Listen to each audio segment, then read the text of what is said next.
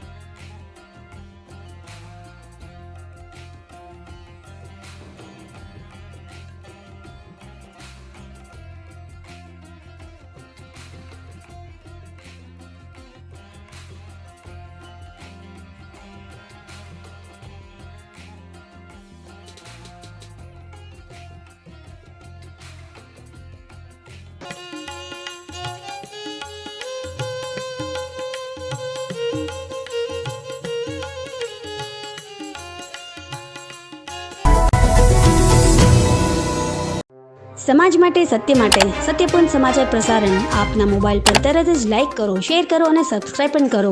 અને હા, ઘંટડી વગાડવાનું ન ભૂલશો. આભાર. સમાજ માટે સત્ય સાથે સત્યપૂર્ણ અહેવાલ, સમાચાર તથા જાહેરાત પ્રસારિત કરવા સંપર્ક સાધો. સત્યપુંજ સમાચાર પ્રસારણ, લબ્ધિ કોમ્પ્લેક્સ, તાલુકા પંચાયત સામે, સિહોર.